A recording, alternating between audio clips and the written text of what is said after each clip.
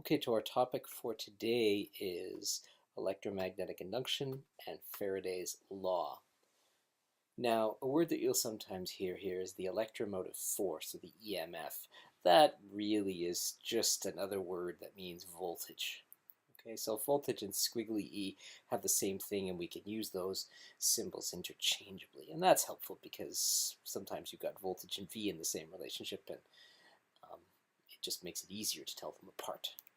So what we're going to do here is we're going to introduce the induction principle. And it really follows from a magnetic force. Let's imagine we have a piece of metal and it's moving through a magnetic field. This magnetic field's into the page. And we've got a velocity downwards in this direction. Now if you consider the charges in the wire, you do the right-hand rule. So you point the index finger of your right hand down and then turn your hand around so that your middle finger points into the page. Your thumb should be pointing to the right. That means that positive charges, if they could move, would move to this end. Negative charges, which can move in a metal, are going to move to this end. So you're going to end up with excess negatives on this end and a lack of negatives on this end, because all the electrons will shift down here. So that is just due to the QVB force, and then, of course, the right-hand rule gives us the direction. Well, what we've just done then, okay, is we've separated charge. And we're going to see that as a result of that charge separation, this piece of metal is actually going to slow down a little bit. So in essence, we've taken kinetic energy and we've transformed some of it into electrical energy. This is the basis for induction. Now, we've got then charge separation, which is voltage, right? That looks a lot like a cell. You've got a positive end and a negative end. Now we say that this voltage has been induced by motion, or we call it motion voltage, since we got our charge separation not from redox reactions, but instead from moving. Now it turns out, of course, that that's a very common way to make electricity because when you generate alternating current, say BC Hydro generating alternating current at their dams up in the Peace River Valley, what they're really doing is using the water to spin a turbine. And there's a magnet there. So you're really moving a piece of metal in a magnetic field, and that causes, there's magnetic forces that move the charges back and forth and back and forth. That's alternating current. So motion voltage is actually really common. We use it every day.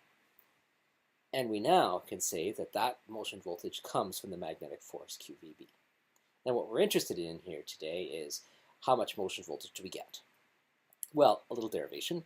Voltage we have defined as energy per charge. Energy, or if you like, work. Now, what do we mean by the work? Well, work is going to be a force times the distance. And which force are we talking about? Well, we're talking about the magnetic force, the QVB force. And what distance are we talking about? Well, let's consider the electrons, which are separated to the very end of the instrument. That would be a distance L. Now, if you divide that by Q to get the voltage, you'll see that you get BLV. Now, because this has velocity in it, again, as I said earlier, it's helpful to use the squiggly EMF for voltage. So this is the amount of motion voltage that you get when you have a piece of metal of length L moving at speed V in a magnetic field. Now, once again, perpendicularity matters because the B, the L, and the V all need to be perpendicular to each other to maximize voltage. Now, what happens if they're not quite perpendicular with each other? Well, so here's a case where if you like the length of the rod is aligned with the V, the velocity is along the direction of the length. That's not very well expressed, but the wire, I guess you could say, is not perpendicular to the velocity. There, that sounds better. Now, you're still going to get magnetic forces here, so V cross B, positive charges in your thumb are still going to be this side, and negative charges are still going to build up on this side. So you will still get charge separation, you will still get voltage, but you haven't done as much work because you haven't separated the charge over the same distance.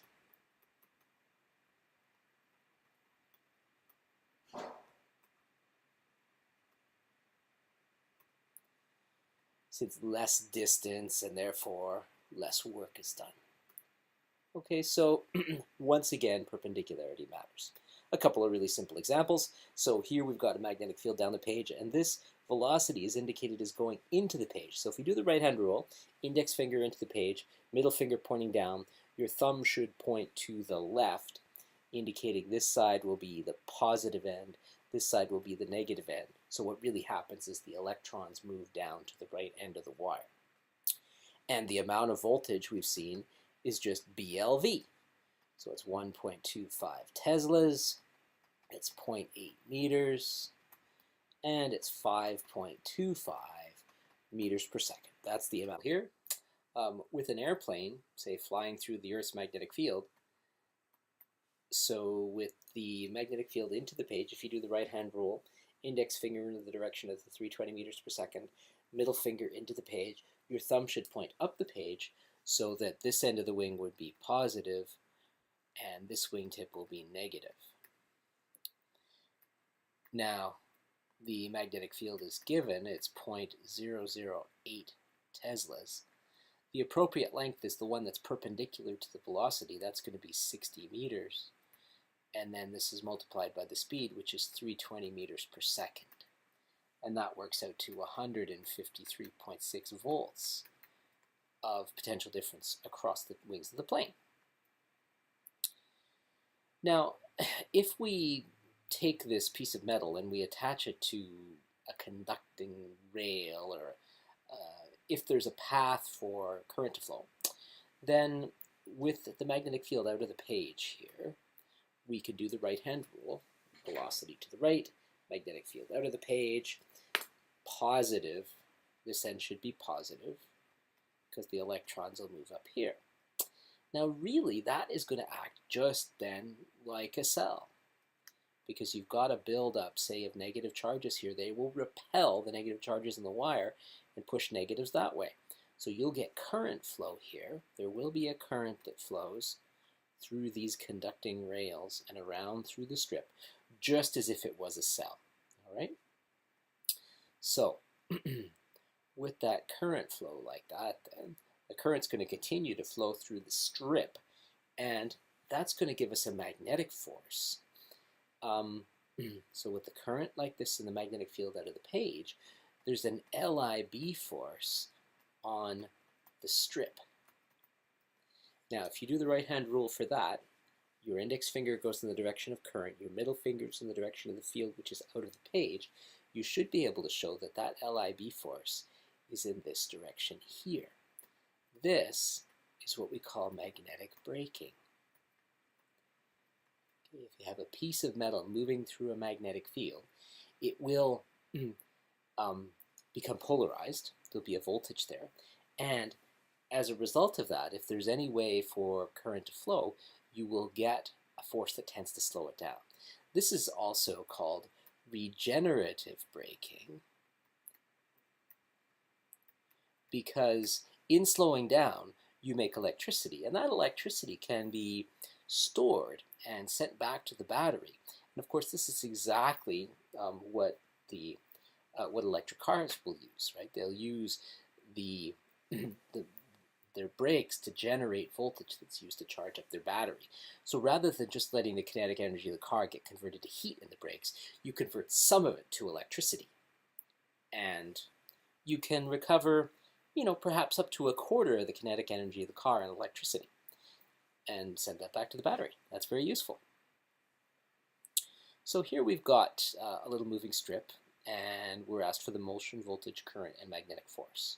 So the motion voltage, the induced voltage, coming from the QVB force is BLV, so the magnetic field's 0.08 Teslas.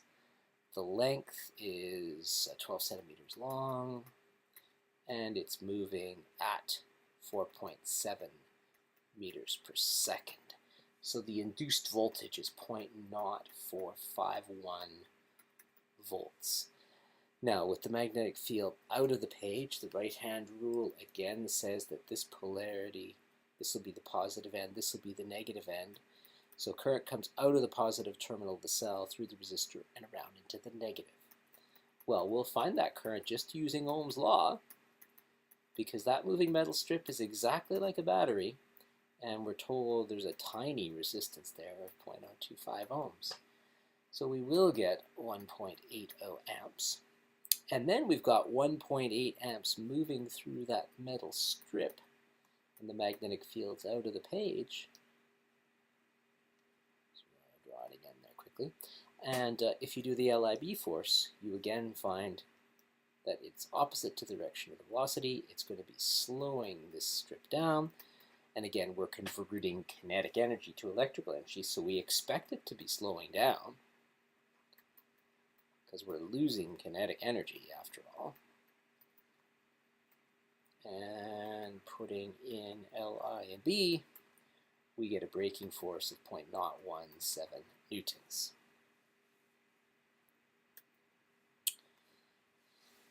So if you've got this piece of metal moving into the magnetic field out of the page, this sends positive, this sends negative, and you get induced current. What if the whole thing is moving? Okay, this is the only thing that's moving here. It's just this strip that's moving. But what if you take a loop and move it? How does that change things? Is there still voltage? Is there still current? Well, it turns out that there's still voltage, right? Because in this wire, you're going to have a positive end and a negative end. In this wire right here, you're going to have a positive end and a negative end. These wires get positive on the lower part and negative on the upper part. So there's no real voltage there. But if you look at that, so there's going to be voltage in these two wires, but those two voltages are opposite. So this one would tend to push current in a clockwise direction. This one would tend to push current in a counterclockwise direction. So yes, there's induced voltage, but no, there's no induced current, simply because the induced voltages are opposite, and therefore there's no net volts, and therefore no current flow.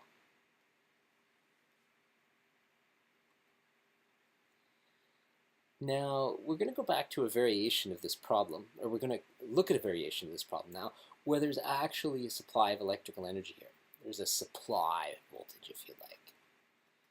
And I'll use the squiggly E for that. Now, that squiggly E, that's going to create a current. So there'll be a current that flows here. Now, notice that this strip is beginning at rest. And with this current flowing up the page, and the magnetic field pointing out of the page, you see that the magnetic force is actually to the right. Now, because it's at rest, there will actually be no induced voltage to start, because the amount of induced voltage depends on motion, depends on velocity. So we've just got this real current coming from the cell, and we got a magnetic force to the right. So the strip is going to start to move.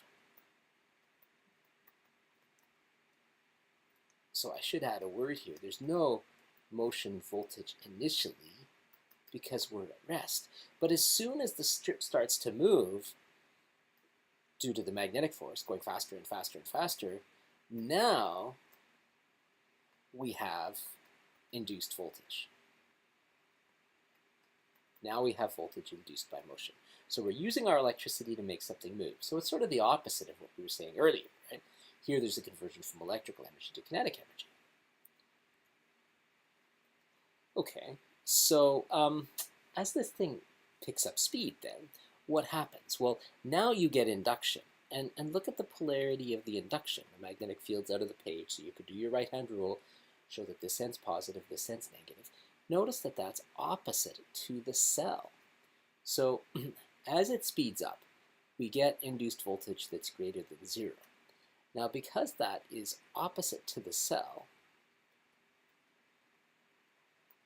this actually is going to reduce the net volts in the circuit. So the cell is still going to dominate, as we'll see in a numerical example, but this is going to reduce the net voltage and therefore reduce the current.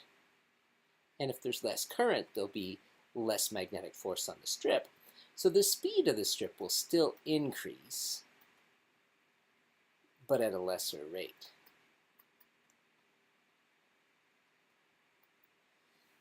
And as this continues to pick up speed, pick up speed, pick up speed, eventually we'll reach a point where the induction cancels out the cell, and then there's no more current and no more force, and it reaches a maximum speed. Well, is this useful for anything? Yeah, we're talking about this as a means of launching spaceships. So we don't need chemical fuel. We can just use batteries which can be charged by solar panels, and therefore we don't have to carry the weight of the rocket fuel. So that's one potential application. And you may have heard of this. It's called a rail gun. It's basically an electromagnetic cannon that will fire projectiles at high speeds. You can get tremendous forces out of this.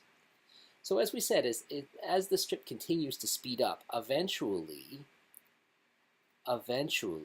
your induced voltage, so when you're going fast enough, your induced voltage will eventually reach the supply.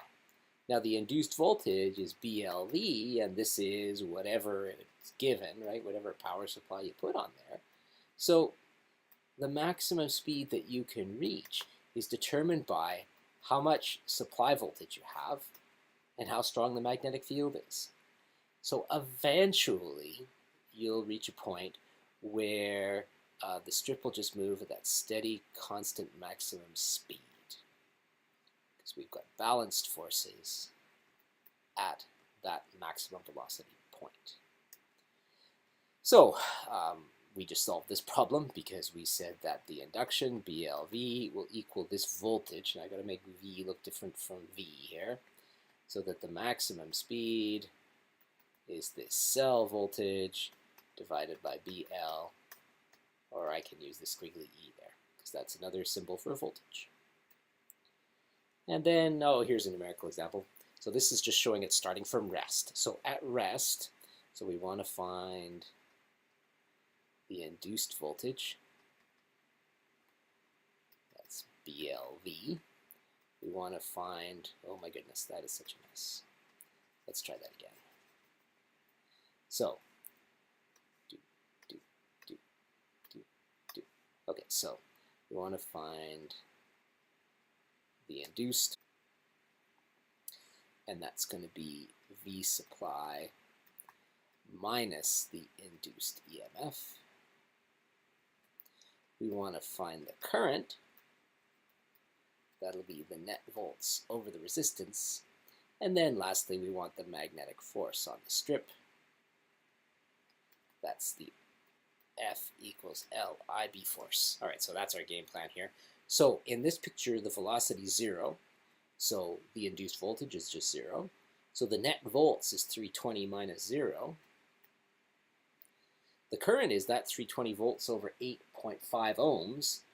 That's 37.65 amps flowing through. Then you multiply that by the 4.1 meter length, and you get the magnetic force. And it works out to be 54.0 newtons accelerating that strip. Now the strip will pick up speed. Let's look at it a little later when it's moving at 8 meters per second. Now there's going to be induction. Okay, if we do the right-hand rule, we'll see that the top of the strip ends up positive and the bottom ends up negative, so it's indeed opposite. The amount of induction, BLV, works out to be 11.5 volts. Opposite to the 320, so we subtract. The net volts in the circuit is 308.5.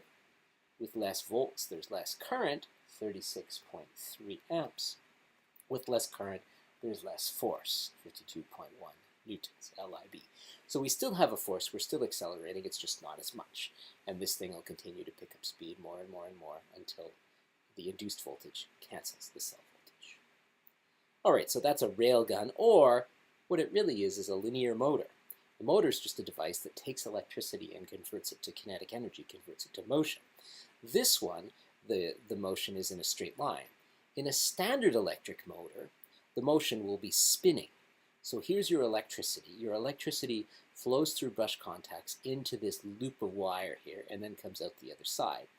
And when the current's flowing through this big loop of wire, you can show that with an external magnetic field here, a current there, and a current there.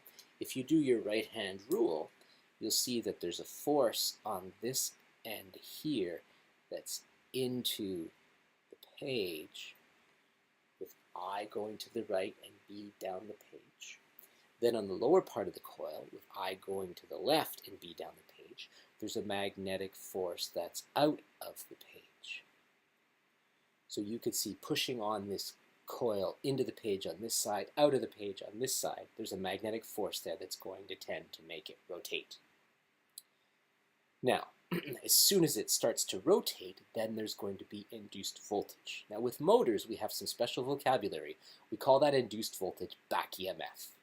Notice here in the equivalent circuit that it's opposite to the supply. Notice in this equivalent circuit that the brushes and all the loop have an equivalent amount of resistance. So a couple of things to keep in mind about this back EMF then. The back EMF is created by the motion of the coil, the spinning motion of the coil, which is itself due to magnetic forces. The amount of back EMF is proportional to the spin speed. If the motor is not moving, there's no back EMF. If it's moving at its maximum speed, then the back EMF is also a maximum. That back EMF, the biggest it could ever be, would be equal to the supply voltage, because at that point the motor reaches its maximum speed. In practice, due to friction, it never gets there. So we really have a very simple circuit here, and a very simple equation, and we really did this before when we did the linear motor. For the spinning motor, it's the same. It's the supply minus the induced voltage that equals I times R. Now the induced voltage is called back EMF, and really all we're doing in this example is talking a little bit about why a motor spins and introducing the vocabulary of back EMF.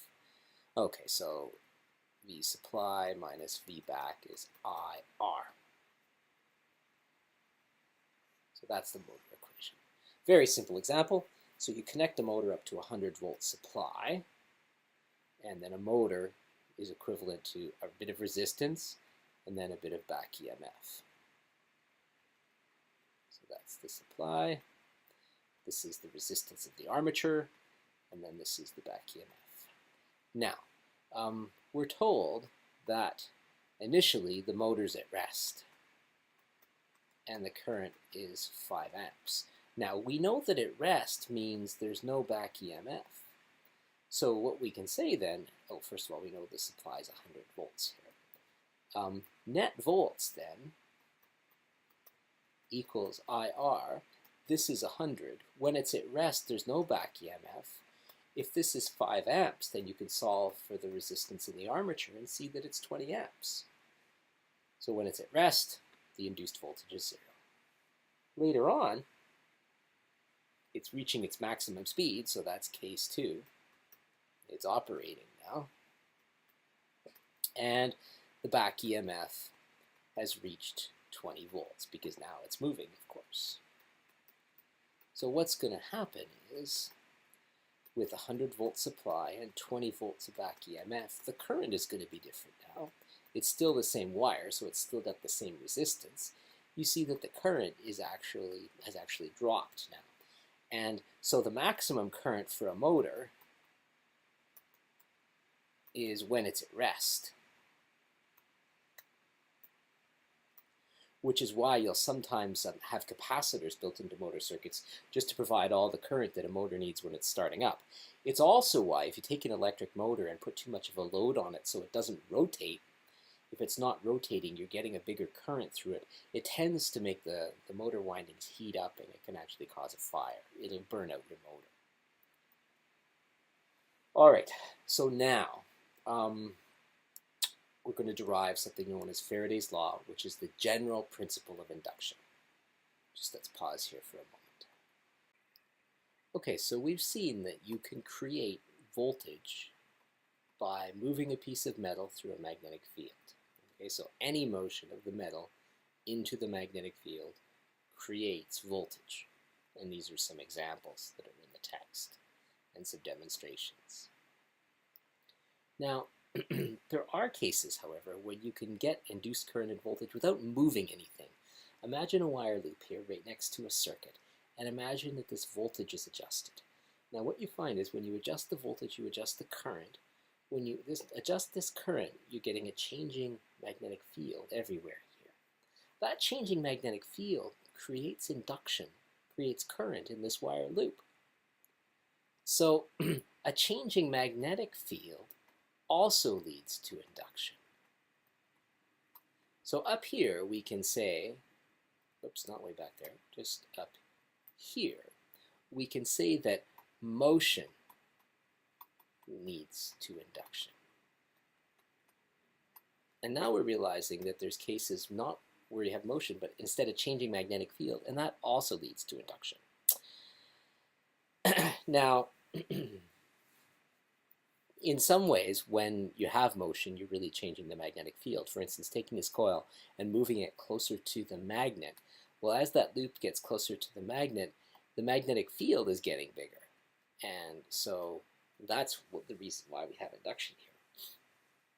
So we've got two ways then of getting induction. One is motion, and the other is changing a magnetic field.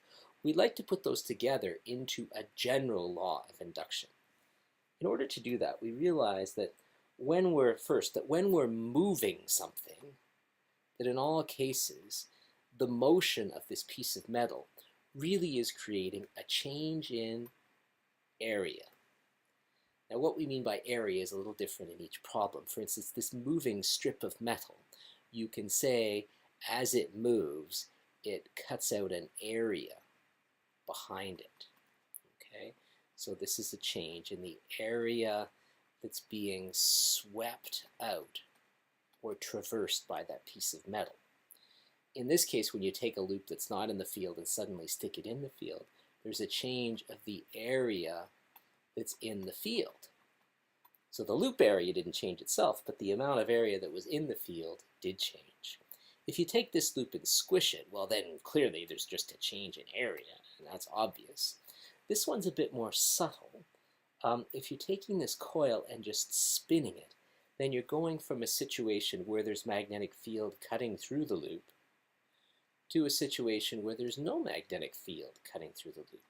So it's a change in the area, if you like, that's exposed to the field. So in each case, those motions involve changes in area. So now we're seeing that if we go back to our first observation, we know that a changing magnetic field leads to induction. And our very first observation was that motion leads to induction, but now we're saying that, well, motion is really a changing area. So we could generalize induction and come up with a general principle by saying, well, if either the magnetic field or the area changes, you get induction. So we're going to define a quantity known as magnetic flux that includes both of those.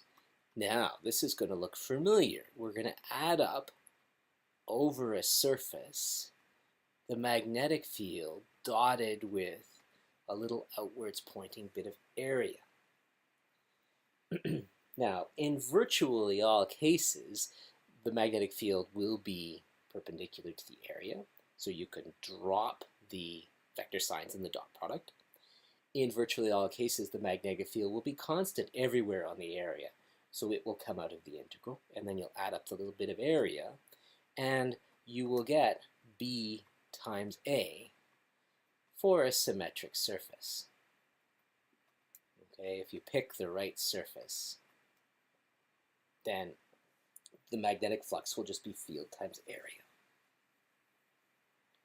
So if we look at an example here with the magnetic field cutting right through the loop, adding up B dot dA, well, the little bit of area vector is going to point perpendicular to the loop. So you see it's in the direction of B there.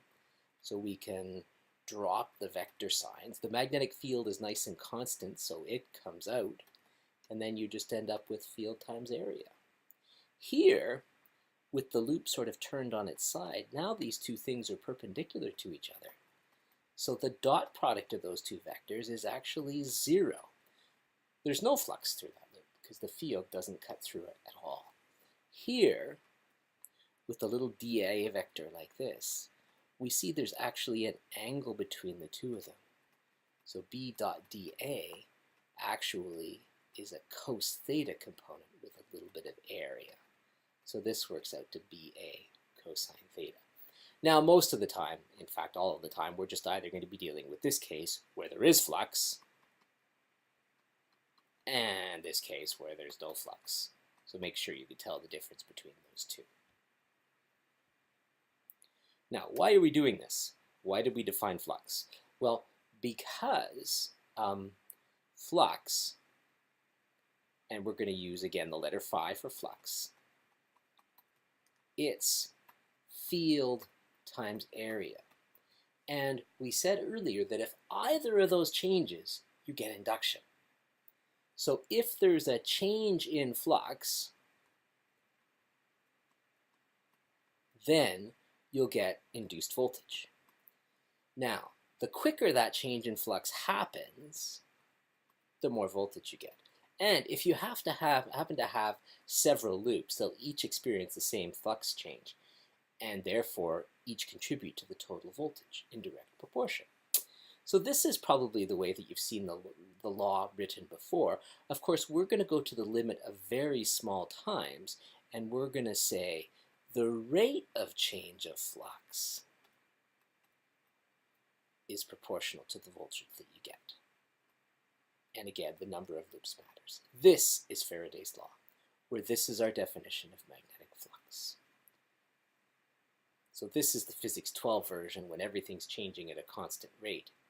This is the more general version when the time derivative might not be constant. This is Faraday's law of induced voltage. And this is volts, right? It's EMF or voltage in units of volts.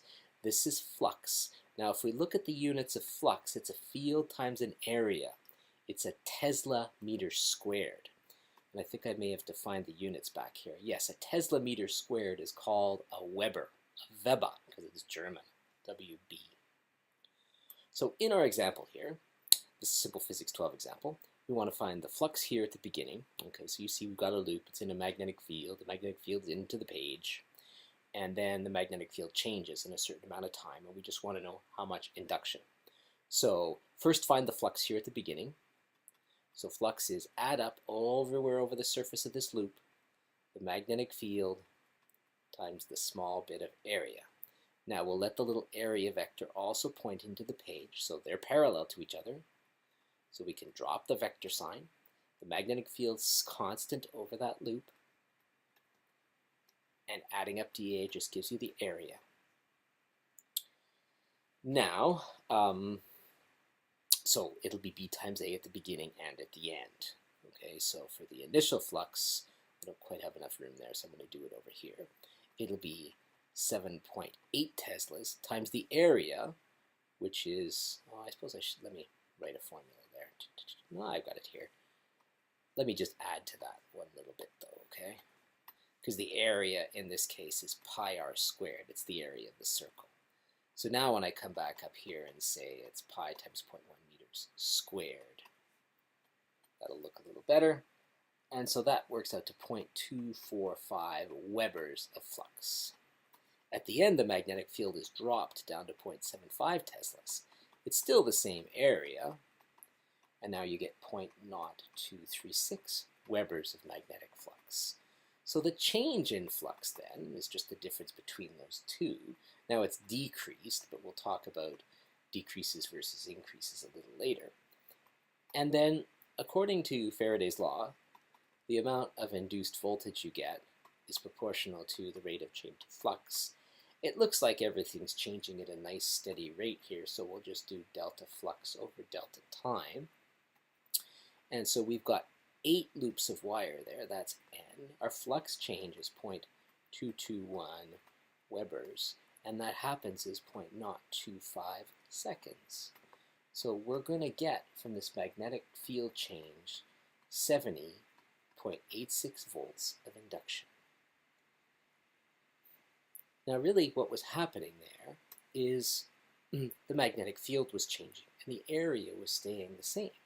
So if we go back to our definition then of induction, it's the rate of change of flux, and then we can substitute in, and I'm going to use the final definition, so I'm assuming that we've got nice constant B over the surface and that it boils down to B times A, just for simplicity's sake.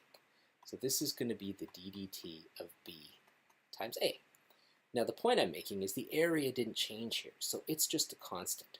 So for this problem, you can pull the area out and just find the rate of change of B. Or since it seems to be changing at a constant rate, it's just the change in B over time. Let's consider another example where the magnetic field didn't change, but the area did. Well, in that case, the B comes out, and it's the rate of change of area. And again, if that's changing at a steady rate, you just find the area change and divide by time, right? So here, there's a bigger area, and then because it drops to 5.5 centimeters, there's a smaller area. So you just find the area change and divide by the time. Now we were told that in each picture here that the time change is the same. That was the delta t.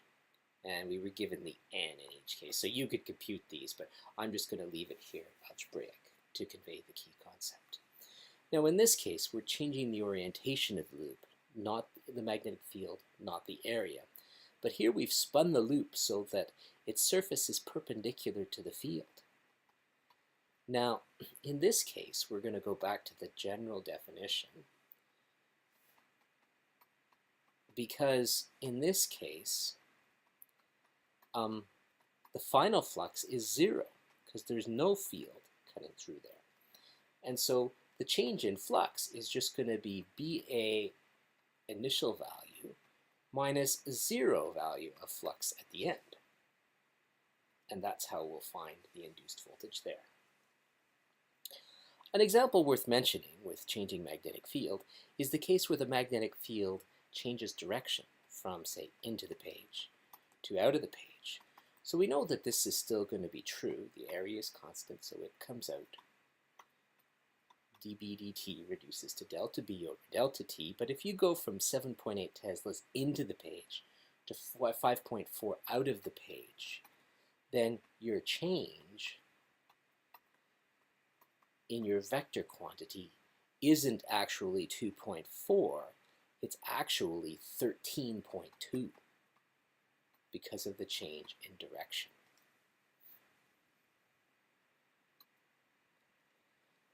So, conceptual example here. We've got 4 loops, A, B, C, and D. Each is making a change. We just want to know how much induction do we get.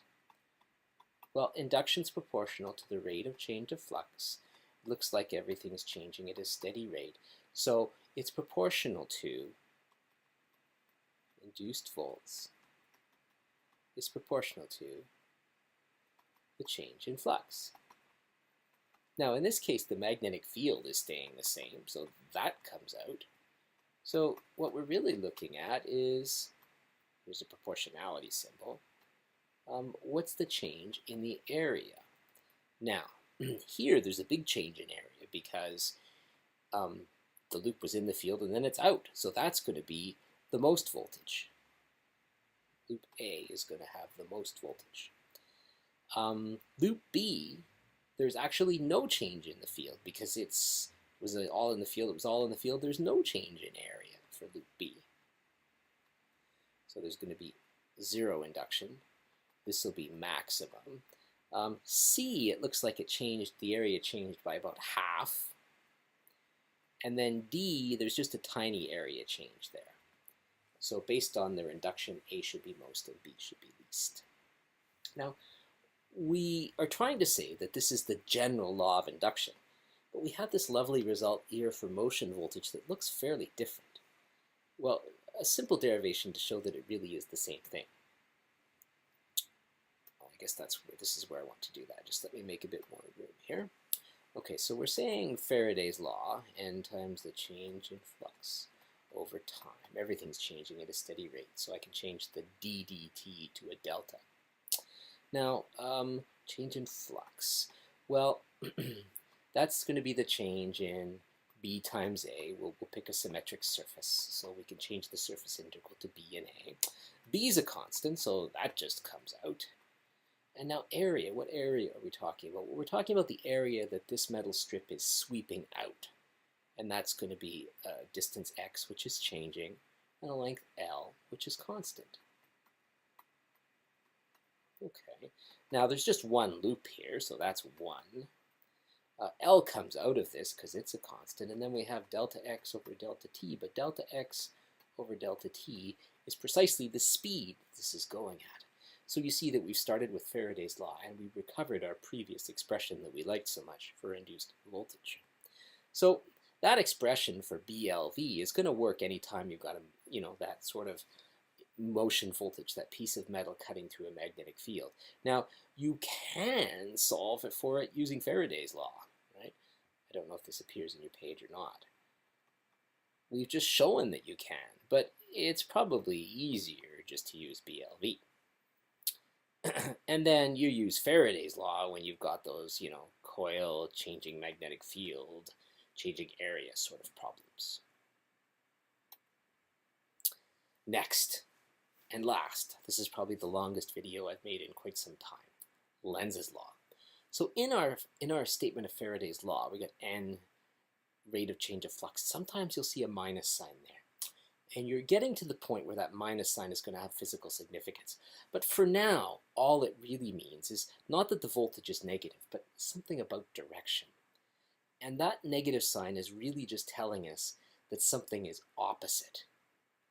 Now, what is it that's opposite? Well, that takes a little explanation, because we need to think about if we're dealing with opposite, we need to think about something that can have direction. And flux doesn't really have direction, and voltage doesn't really have direction. So what is it that has direction? Well, let's consider an example. Here we've got a coil in a magnetic field, and the magnetic field is just dropping down to 0. So we could see that there's a change in flux there. You're going from some flux coming out of the page to no flux at all. So first of all, in Lenz's law, we're going to ask ourselves these 4 questions each and every time. So what's the direction of the external field? Well, it's out of the page. It's towards us. Is the flux, remember that's phi, is it increasing or decreasing? Well, you're going from some flux to 0, so clearly it's decreasing. Now here's where the opposite comes in. Okay, we're going to ask ourselves, is the induced, see there's 2 fields here. There's an external field that's changing, and that changing external field we've seen is going to give us induction. Now it gives us voltage, it gives us current, and we know that current creates magnetic field. So there's really another magnetic field here, the induced magnetic field. That's created by the change. This external field, this comes from magnets that aren't shown. That's just there, right? But as soon as we start to change anything in this situation, we'll also get an induced field. And Lenz's law tells us which way this induced field is pointing. In particular, it tells us, so this is really Lenz's law right here. It says, if your flux is increasing, the induced field will be opposite. That's not our case here. If the flux is decreasing, the induced field will be the same direction. What do I mean by same? Well, out of the page. So my induced magnetic field is going to be out of the page. That means if I come up here, my external field was out of the page. Now I know my induced field's out of the page. And if I've got an induced field out of a loop, by my right-hand rule, I know I must have a current, an induced current, that's going around this loop in a counterclockwise direction. That's it. That's Lenz's law. Those 4 questions, you ask yourself, which way is the external field going? Is the flux increasing or decreasing? Increasing flux means the induced is opposite. Decreasing flux means it's the same, because it resists the change. So if if you're gaining flux, it pushes opposite to that to resist the increase. If you're losing flux, it pushes in the same direction to try and resist the loss. So this is really lens, and everything else is just setting it up and then interpreting the answer. You interpret the answer just using the right-hand rule to get the current direction. Let's try a whole series of examples now to get the right idea. So loop, magnetic field, change. So what's the direction of the external field? Well, it's straight up. It's decreasing, so that means the flux is decreasing. Same or opposite. If you're losing flux, the induced field goes the same way to resist the change. So with the induced field going the same, by your right-hand rule with your thumb pointing up, your induced current is going to be going this way around the loop. Try another example. Do a whole series of them. Oh, look, it's the same loop, same magnetic field. Oh, the area is increasing. So the external field is still up. If you get a bigger area, flux depends on area. Remember, flux is add up over the surface, field times a bit of area. If you pick the right surface, it's just field times area. So more area means more flux. Now, if the flux is increasing, the induced field will be opposite to it because it resists the change. And then by the coil right-hand rule, if you've got a field that's down the page, the induced current is going to be going this way across the front of the loop and around like that in the back. So Lenz's law tells us which way the induced field is, and then the right-hand rule tells us which way the induced current flows. Okay, so now we're looking at a loop edgewise, and the loop's going to spin. External field's still up the page. The flux is going to be decreasing, though, because by the time this loop gets up here, there's no flux through it at all. When you're losing flux, the induced field is in the same direction. If we have an induced field that's going up the page like this, by the coil right-hand rule, the current will be coming like this and be going to the right around like that. Okay, lots and lots and lots of examples here. Here's another one to consider. What if we have that case where the magnetic field is actually changing direction? So you're going from into the page to out of the page. It's hard to tell if the flux is increasing or decreasing, but we'll just consider the intermediate case of actually going down to zero first. So here we've got, so this is into the page, and then it's going to zero, and then it's going to out of the page. And we'll do both of those changes here. So that's sort of a T-chart. Okay, so the field's into the page. It's dropping to zero, so that's a decrease in flux. The induction will be in the same direction in this case, and that means into the page like this. And that means, if you do the right-hand rule, that the induced current is going to be clockwise. Okay.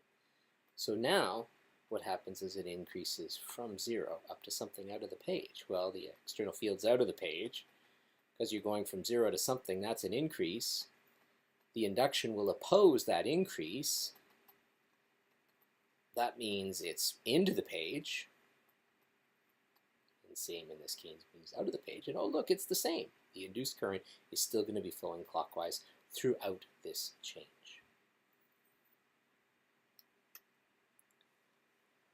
Okay, this one is a little bit more complicated, but I guess we'll talk about it. So if you bring this coil up towards the magnet, then the magnetic field is coming out of the North Pole, and when you get over here to the loop, there's sort of a bit of it that's cutting across the loop like that. Now, if you use the right-hand rule, you can do V cross B, and you can see that the current is going to be going that way. If you do it over on this side, V cross B, you see that the current is going in this direction. So we expect, based on the right-hand rule, current to flow in that direction. Well, let's see what Lenz's law says. So Lenz's law says, okay, through this loop, there's magnetic field going straight down. As you get closer to the magnet, moving the loop up, you get a more intense field and therefore more flux. With more flux, the induced field is opposite. Opposite in this case means straight up. So that's the induced field. And then by the right-hand rule, the coil right-hand rule, we expect the induction to be that way, which is exactly what we got using QVB. So this really tells us what Lenz's law is. Lenz's law is just a convenient shortcut for the right-hand rule when the geometry is sometimes quite challenging and we can't do QVB. Flux is often easier to calculate than the right-hand rule direction. All right, let's try another one. So here you take your loop and you're moving it in like that. All right, so the velocity is in that direction. So magnetic field into the page, you do V cross B, and you find that the force is this way. So we expect a current, the force on the positives, current is the flow of positive charges. We expect a nice clockwise induced current there. Let's see what Lenz's law says. We've got a field into the page. As the loop shrinks, there's less area and therefore less flux. The induction principle, Lenz's law, says when the flux is decreasing, the induction will be the same direction. The same direction in this case means into the page. With an induced field into the page, the induced current is again clockwise, which is what we expected based on the right-hand rule. So Lenz's law is exactly the same thing as the right-hand rule. One last example to prove that. Here we've got magnetic field going straight up, spin in this direction. Now that spin, it's this component that really matters, because you can do V to the left, B straight up, and you'll find a force that's into the page here. That means the induced current should be flowing this way. If you try it down here, V cross B, you'll see the force is out towards you, so that is consistent. So we're getting a counterclockwise flow around that loop. Let's see what Lenz's law said.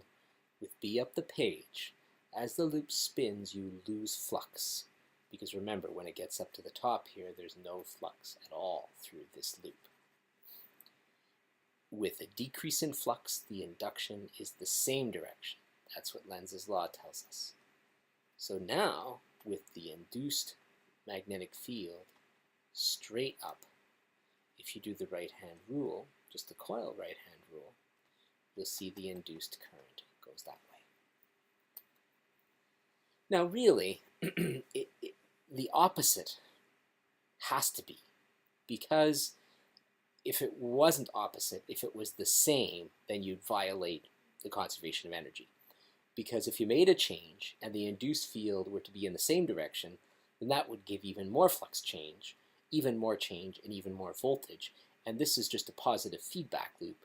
It would keep getting greater and greater and greater and greater and greater. It would keep on changing itself. So the feedback has to be negative, and the induced voltage must oppose the change and not enhance it.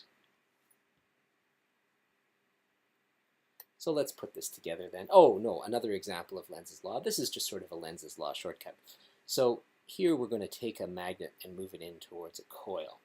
Now, with the field coming out of the north end of the magnet, we see the external field goes that direction.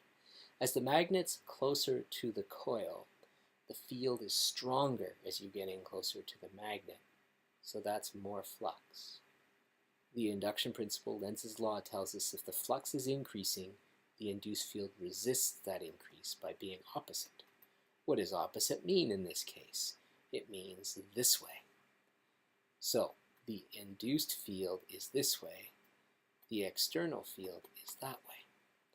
So what's the direction of the induced current? Well, if your induced field is going this way, using the right-hand rule, you see the induced current is going up in the front and then down in the back. And you can really do this. If you take a coil, hook up an ammeter, and stick a magnet towards it, you can see that the current actually flows in that direction.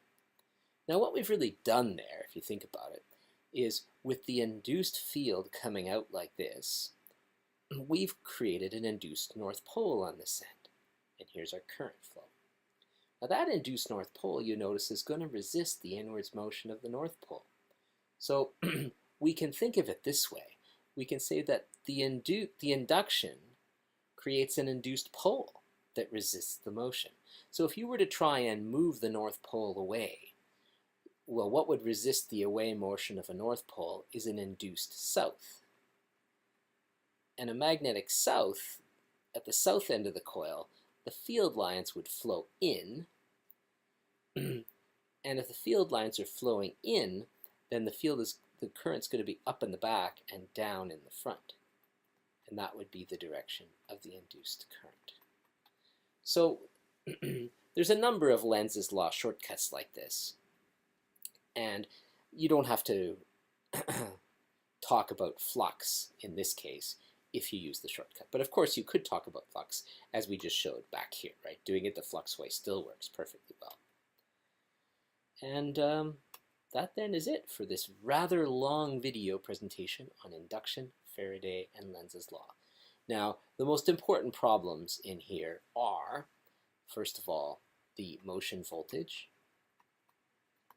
then the magnetic braking problem, where you get the LIB force on the moving metal strip, the linear motor, where you've got a supply voltage and then a back EMF, and the difference between those two is the net voltage, and that equals IR. And then lastly, Faraday's law, where the amount of the amount of induction you get when you're either changing the magnetic field or changing the area depends on the rate of change of that flux, magnetic flux, phi variable. So those are the important problems that we've covered here.